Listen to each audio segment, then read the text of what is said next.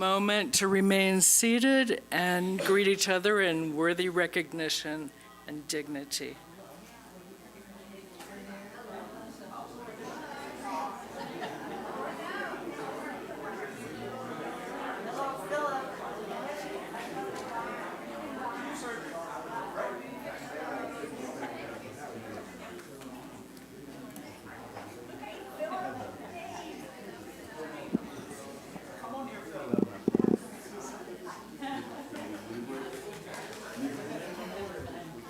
Good morning.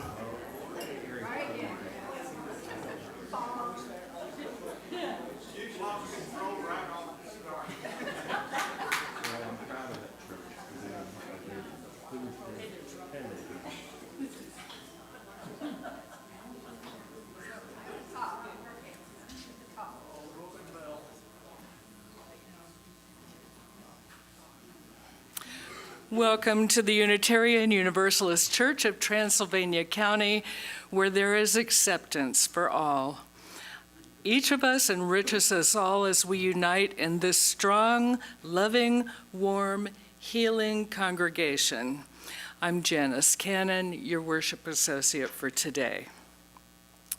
If you're visiting with us today, we welcome you and invite you to join us for Super Sunday, immediately following the service, where you can partake in food prepared by members of our congregation and get to know us better. A few announcements today. The August Fellowship on Tap will be held at the Pisgah Social this Wednesday, August 26 at 4:30. The BHS men's soccer team that we've been talking about for a couple of weeks is in need of nutritious food donations for their away games, and they're reaching out to churches to see if they're able to adopt a date and send sandwiches, fruit, drinks, and protein bars for 35 players. Janice, our date is September 21st, and we have a list of fruit that they have asked for. Great.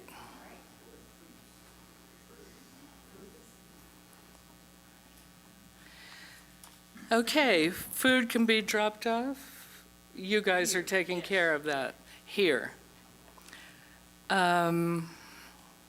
And we still have a sign-up sheet on the counter if you guys want to get in on this. On September 6th, 2 weeks from today, we will have a water communion. And it's a kind of a special service even for a water communion. So I encourage all of you to attend. Holy water will be provided for the communion, so please don't bring your own water. It's a very special service that will allow for introspection and joy as we begin our fall church season. We are so happy to have Reverend Phillip Thomason joining us today. Phillip is a retired Methodist minister who's married to the love of his life for 31 years. They share their lives with Eleanor, their wonderful schnauzer. Phillip graduated from Emory University and has served as a pastor, chaplain, friend, and fellow pilgrim on our journey together. Let's listen as Melissa leads us into worship with her prelude.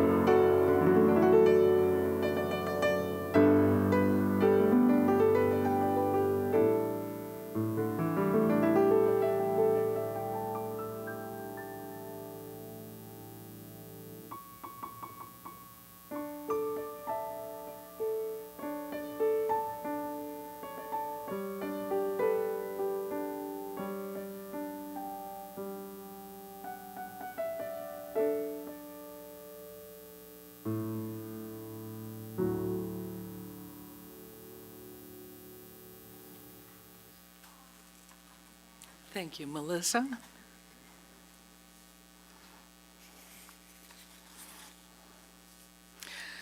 Our chalice lighting today is in the words of Craig Rowland. Stay seated and the words will appear on your screen. As we light this chalice, may each breath remind us of the sacred rhythm of life, the pulse of creation.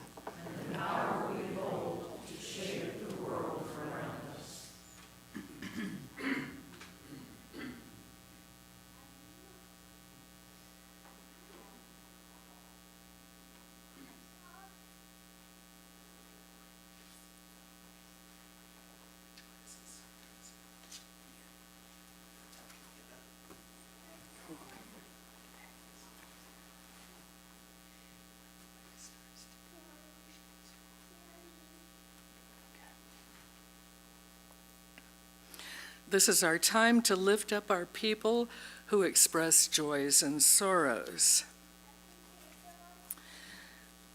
I have one piece of paper that puts candles, so I'm going to put one for each of these people mentioned, but I don't know the reasons.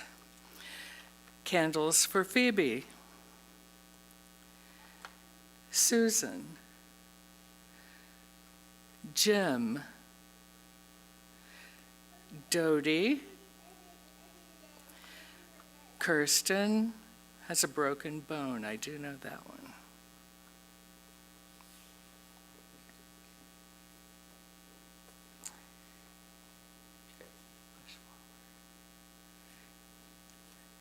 And we've been asked to light a candle for Griffin Tyner, who broke one hand and injured the other. Can't use either and has to have surgery. And for Mom Tara, who injured her dominant hand and has a matching brace with Griffin.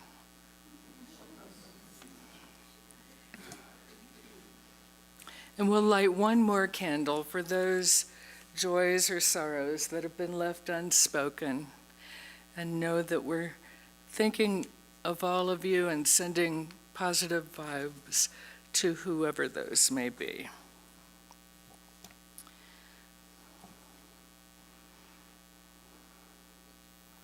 That's it.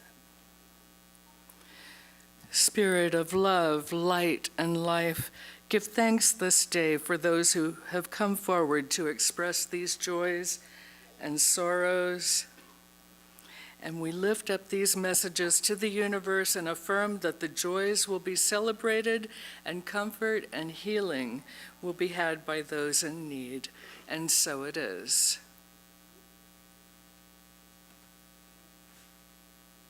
We will now sing Spirit of Life.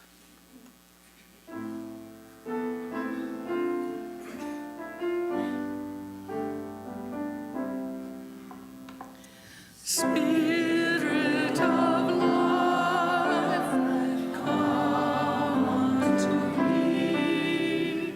Sing in my heart all the stirrings of compassion. Blow in the wind, rise in the sea, move in the giving life the shape of justice. Roots hold me close, wings set me free. Spirit of life, come to me, come to me.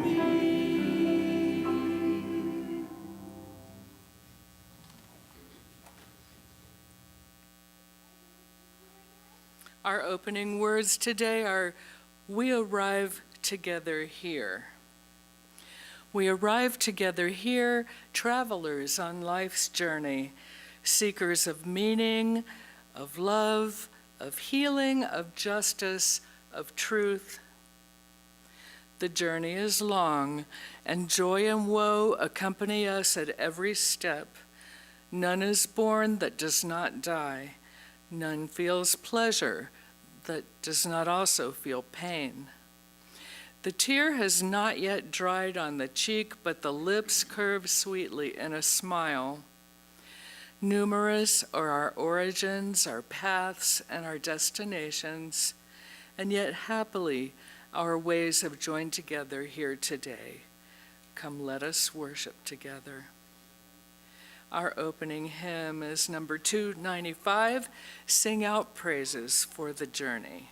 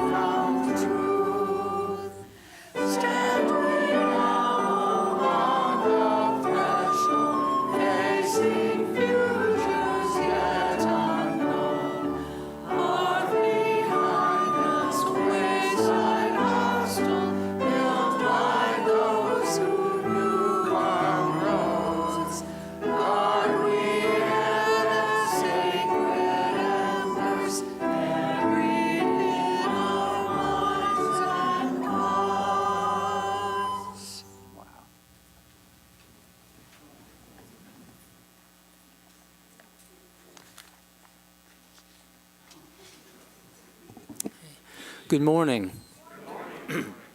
My name's Kevin, and this is our wisdom story for today. And our story is called The Mustard Seed, and it comes from the book Sacred Stories by Marilyn McFarland. It's a collection of wisdom from the world's religions. Well, in this story, the Buddha was walking along the road, and it was a hot and dusty day. So the Buddha stopped by the river to wash his face and to quench his thirst. And when he had finished washing, he noticed that there was an old woman sitting next to him at the river. And she was disheveled looking, she was dirty, her clothes were torn. She looked like it had been a really long, rough journey for her so far in her life. And so the Buddha said, "How can I help you?"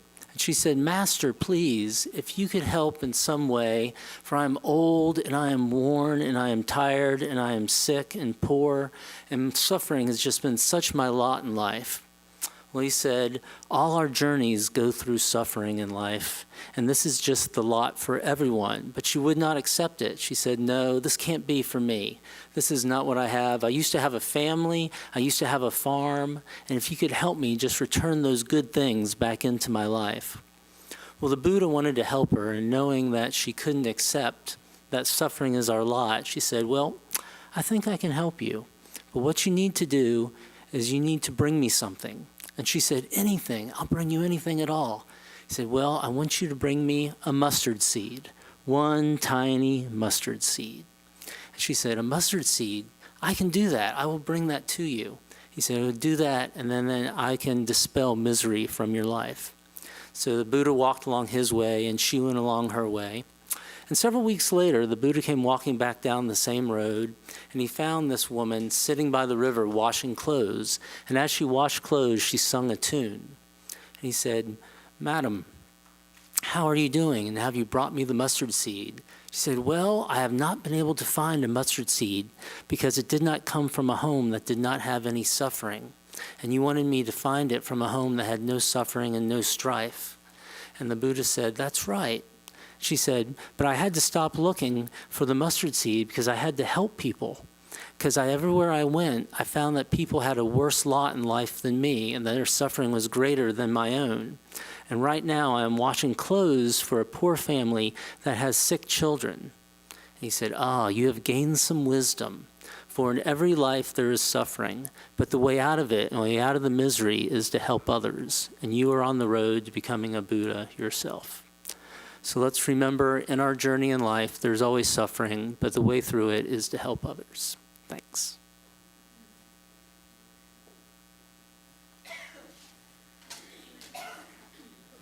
I don't really remember how to do this, but let's try. It's time for our offering, and I would invite you to do something, please, as the plate is placed in front of you. I invite you to take your hand and lay it on that plate. And from whatever tradition you're from, be it Christian, be it Buddhism, be it Confucianism, whatever it is, you say that prayer for those people who will benefit from the gifts that you're offering today. Somewhere in their hearts, they will know this. Now what do I do, Janice? Tell me. The ushers to come We'll ask forward the to take ushers them. will come forward.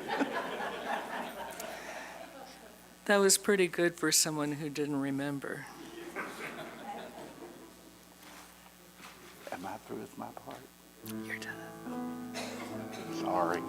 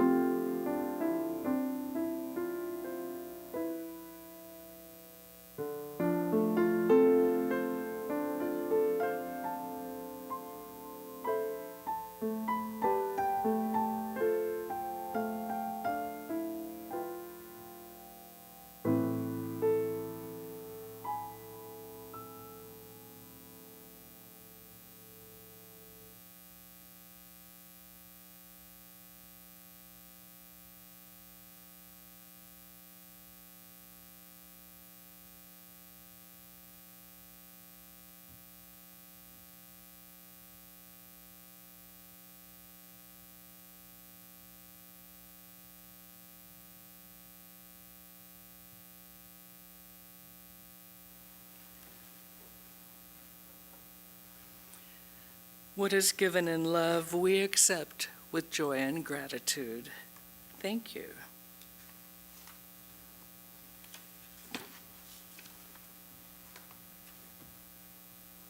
Hello, people.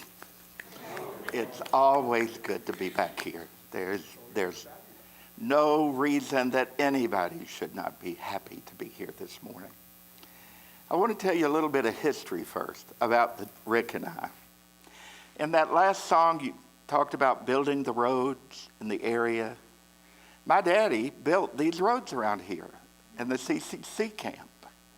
You know what the CCC camp is? Civilian Conservation Corps.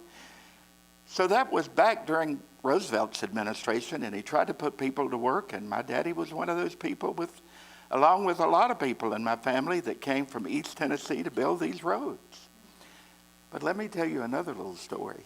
Rick's grandmother, when she was 8 years old, was the cook at 8 years old at Pink Beds for all these people that built the roads around here. Now, can you imagine at 8 years old?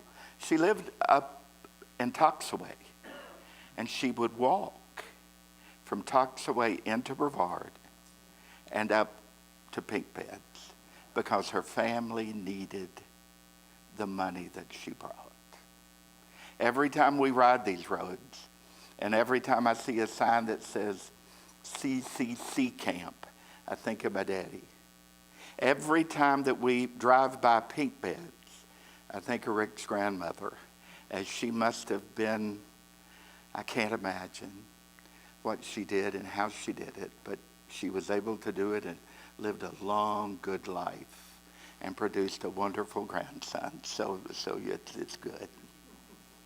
Have you ever just felt so weary you just want to sit down somewhere and just cry? I mean, honestly, just cry. Because of all the stuff that's going on in the world. I refuse to watch it anymore. I haven't watched news or anything like that in probably 3 years. Don't want to see it. I'll watch reruns of Mama's Family. Remember Mama's Family? Before I'll watch the news. I don't want to hear it. Somebody said you're like an ostrich that's putting its head into the sand. I don't think so. I just can't let that overtake my life. And that was what was beginning to happen. It was overtaking my life. I know what I believe, and I know what needs to be done. If they would listen to me, I could handle all of this stuff. So I decided that I needed to find a guru of some kind. Who that is, I don't know. A lot of people will say, in your Christian faith, it would say you turn to God. And I did turn to God in my Christian faith. But there was something beyond that I needed. Something that could share with me, someone that could share with me the true realities of it all. And I found a woman that I thought was my guru. Her name is Mel Robbins. Have you ever listened to Mel Robbins? I think she's an absolutely astounding woman. And every time that I would read something or hear her on a podcast, and she would start it off like this: 5, 4, 3, 2, 1. Breathe. Said she woke up one morning in her 40s, probably early 50s, and she found herself just absolutely beyond measure not knowing what to do. She was a Harvard-trained or a Boston College-trained attorney, went to Yale, and she said, and I sat in my closet. And then she had the little addendum, thank God I had a closet. And she said, I just sobbed. I realized I was $1 million in debt, and I didn't know how to get out of it. I realized that I've let this world move on, and I really hadn't done anything to stop the movement that was taking place. And she said she just sobbed and sobbed and sobbed. 5, 4, 3, 2, 1.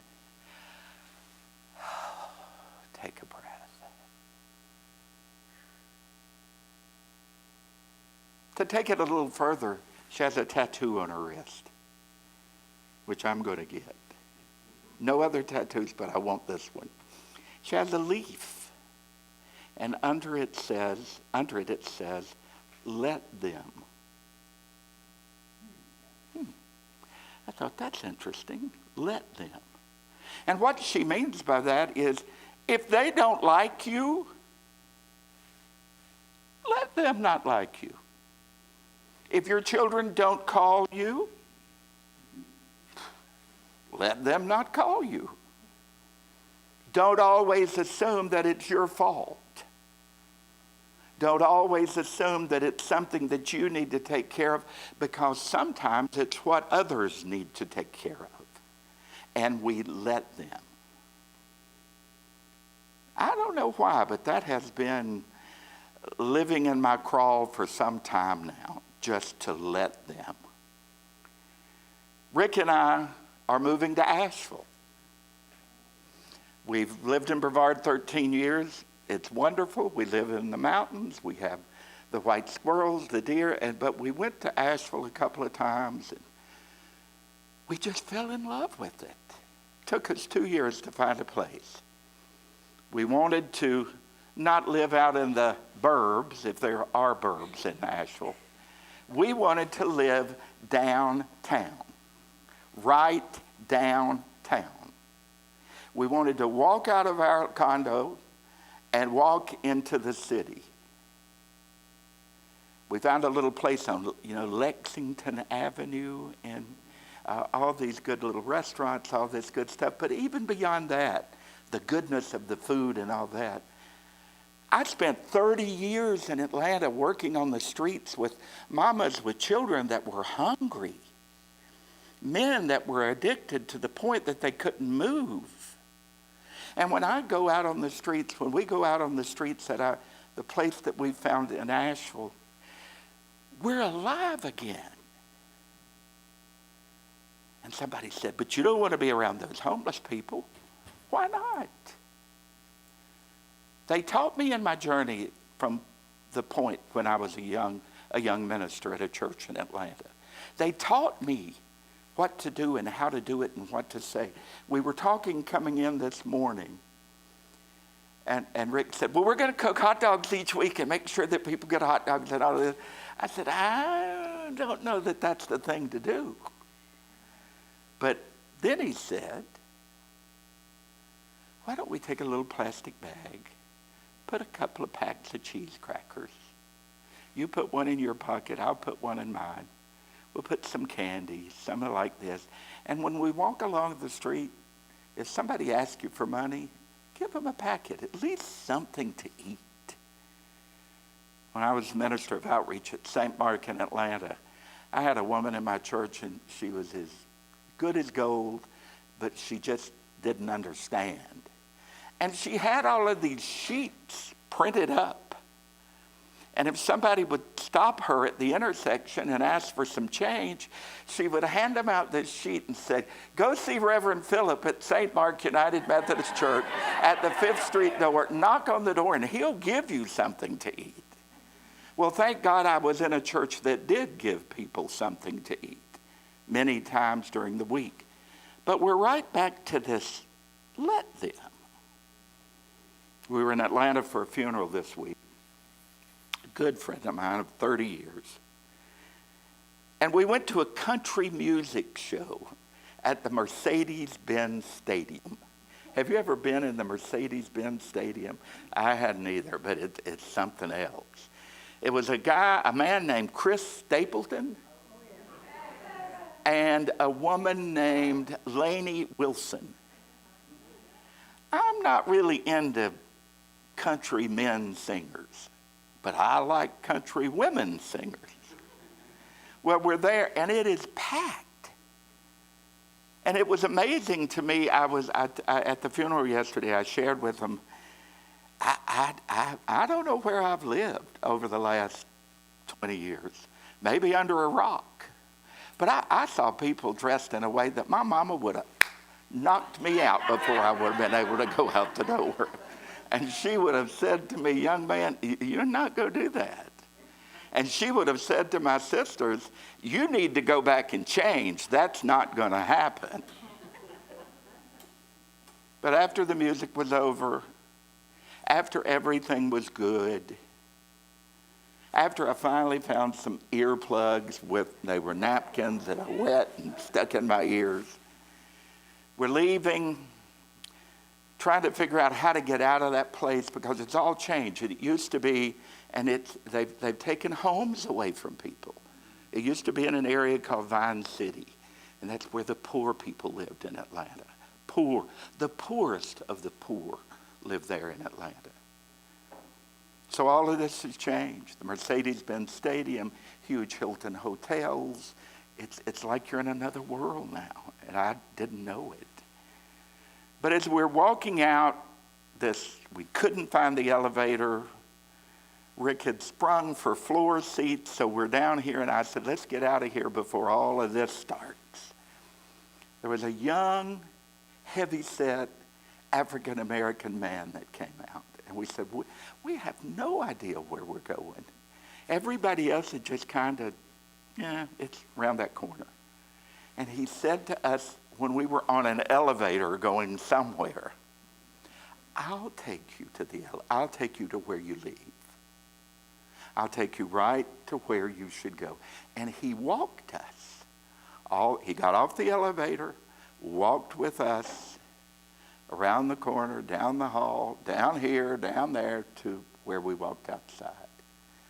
And then he said to me, blessings. I thought, oh my God. The goodness that lives in our world is still there.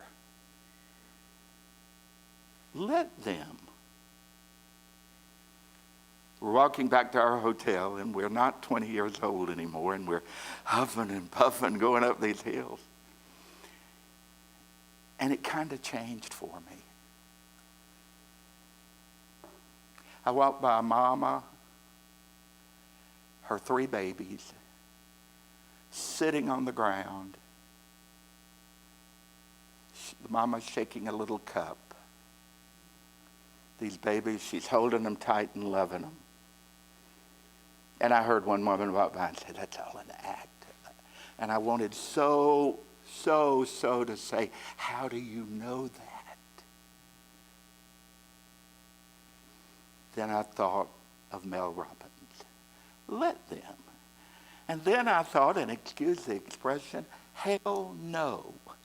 I'm not going to let them continue to treat people in this world that are poor, that are hungry, that are looking for something for their children that most of us wanted for our children, but they're having to do it sitting on the streets of Atlanta at 11 o'clock at night. I'm not going to let the powers that be do that. I don't know how to go about doing it the right way, but I do know that there are ways of doing it. The offering that you gave this morning, I don't know where that's going, but I bet, knowing this church, it's going somewhere to change lives. I just bet you. We can't stand by all of our life, as much as I love Mel Robbins. And I've decided no tattoo. Can't be. I can't have a tattoo that says let them when I really don't believe that.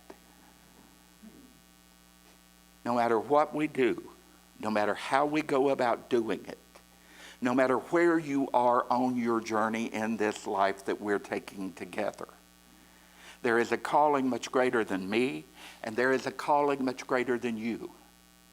And that is to look around us in this world and see those people that are in need and to do something about it. When I was in Atlanta at St. Mark, I was there 20 years as the minister of outreach and pastoral care. I got a call one day from the Hilton Hotel on Peachtree Street. And he said, I have 250 bright orange, twin-size comforters that you can have if you can get rid of them. I said, bring them on. We're in the middle of the winter time. We can get rid of them. So for years after that, During the winter, Rick and I would be somewhere and we would see an old orange comforter coming down the street. Somebody wrapped up in it, staying warm, simply because of the generosity of somebody at the Hilton hotels that I didn't even know who they were. You can't just let them. Many years ago, there's a restaurant in Atlanta. Did you ever eat at the Colonnade? Oh, yes. Anybody else ever eaten it? You know the Colonnade.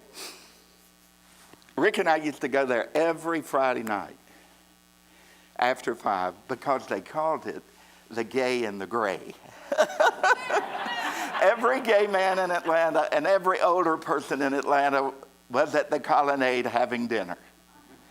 We went in one night, and as we're going in the door, this big, a double stroller, big old with a hood on it, and it's pouring down rain outside, just pouring. And a lady was leaving with the stroller. And I walked in, and the woman said, I just don't know what we're going to do. And we've known that woman for years. That was the cashier. I don't know what we're going to do. They come in here all the time and want food. I thought, it's a restaurant. Give them some food. She said, oh, I can't. The management says I can't unless somebody pays for it. So I said, Rick, you stand right here. And I went out and I chatted with the woman. And like I said, it wasn't just a little bit of rain. It was that pouring rain that we get here sometimes. And I said, what's going on? And she lifted back the hood, and there lay 2 babies. She told me, whether it's right or wrong, whether it's truth or not, that their names were Faith and Charity. I believed it. I had no reason not to believe it. They're laying in this much water. And I said, I was told that my husband and I can feed you and your babies if we pay for it, so you come with me. So we walked in, Rick's sitting over here, and I saw this. Oh, he's at it again. And I said, told the woman, we will buy her food. Let's just leave it alone. Well, she goes taking this huge thing through this crowded restaurant, bumping into people, knocking people, and everybody's rolling their eyes. She sits down. An hour later, she's still ordering. And the woman at the back at the register that day called me over and she said, she's still ordering. I said, let her order. Might be the last meal she ever gets. So after it was over, we paid the bill. And the mother disappeared. I'm standing there with these babies with a stroller doing this to keep them from crying.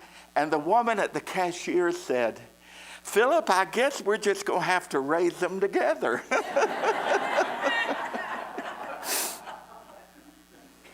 About 15 minutes later, she came back. You know where she'd been? She'd been in the bathroom because she needed to clean up. These babies were soaked. And I told her, I said, where are you going? I'm going over, and if you know anything about Atlanta, Beaufort Highway. I said, you don't need to be on Beaufort Highway. It's not a safe place for me in the daytime, let alone you and 2 babies at night. And there was an old hotel attached to this back then. I said, why don't we put you up here for a week? You can shower, you can do what you, and we'll connect with the Colonnade for you to eat here. I went back every day and I checked on her, and she was there and the babies were there. And then on that Friday I went back, the door was open and they were changing the sheets. And I said, where is? And said, oh, well, she left early this morning. Never saw her again. But I hope there's somebody with the attitude that I know that you all have, this group of people right here, that didn't just settle for the words, let them. Somebody saw this family with faith and charity, and said to them, like I'm going to do to you right now, I love you. Let's take care of them. Is that hard to do? It's not a hard thing to do. It's truly not hard. Sometimes when I go into the Christian church, I just say, I got to get out of here. I don't know what has changed within my heart. But I don't want to hear about how many windows you're putting in. I don't want to hear that you're having solar power. I want to hear how you are addressing the needs of the people that live in our world today that are starving, that are poor, that are hungry, and that are being mistreated. That's what I want to hear. Maybe not every week, but that's what I want to hear. We've been looking at churches in Asheville. In the United Methodist Church, I was asked to leave because I was a gay man. You can't be here anymore. Even though you've been here 30 years, you can't do this anymore. We found a Methodist church in Asheville that the sign in front of it goes something like this. ... if you are lesbian, gay, bisexual, hungry, poor, Democrat, Republican, and it goes on. And if you are not one of these, maybe this isn't the church for you. I thought, holy moly, have I found the church for me? So my words to you are, and they're really pretty simple. The next time you look at your wrist, without getting the tattoo, for your heart, let them. Whatever is hurting you and somebody's hurting you, let them. It's not always your fault. But the other part below it, it should be, I will let them to a point. And then I'm not going to allow the children of this country, when we're spending billions of money on bombs, to go hungry. I have our house painted in Conisty, and the man that's there painting, he's from Mexico, and we chat, and I'll say to you, what about your children? He said, in his broken English, they used to get food, no more food. They don't allow them food anymore. I thought, how absolutely asinine.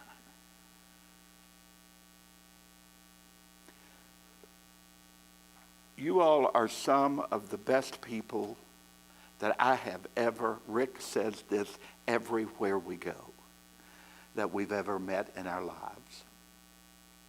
It's just so happened I was so connected to the high church tradition and the liturgies and the vestments and all that. It was hard for me to break it. But what I will say to you is, you do good. Continue to do good. Continue to put up your signs. Continue to put the colors on the bottom of your signage outside. We've been at the church that we have been at in Brevard 12 years, 11 years. I've never heard, until I preached there, the words gay or lesbian mentioned from the pulpit. Even though they're a church that they're accepting. Then say it. Say it from the pulpit. Don't teach me another Bible lesson, a Bible story about Moses. I'm Mosesed out. Teach me what I can do to be a better person in the world and what that calling has to be for you and for me. I'm adamant about it at this point. I'm 76 years old. I may go this afternoon. I may go when I'm 96 years old. But I'm adamant that somehow, somewhere, we're going to make a difference moving to Asheville.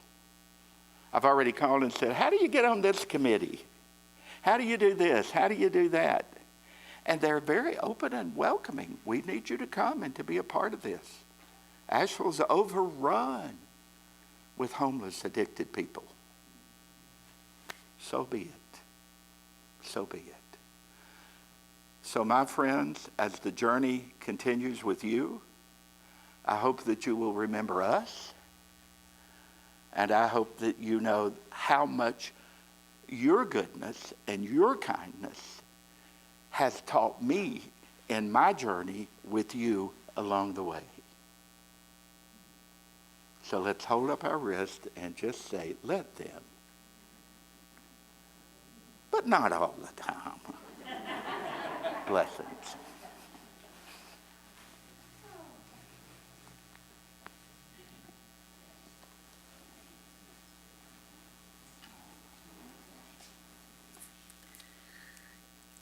Our closing hymn is number 142, Let There Be Light.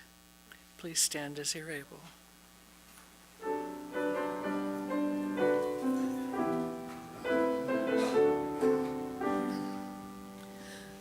Let there be light, let there be understanding, let all the nations gather, let them be face to face. Open our lips, open our minds to ponder, open the door of concord, opening it to grace. Perish the sword, perish the angry judgment, perish the loss and hunger, perish the fight for gain. Let there be light, open our eyes to wonder, perish the way of terror, follow the worldwide pain. Oh my goodness. Perish the words of terror. As I say to you, I want you to go in peace, go in grace, go knowing that you are loved, go knowing that you are loved. I can't get to the whole row, so I'm going to love the end of the row. Go in love, go in peace, go in understanding, go knowing that you have been called to an awesome responsibility in the world.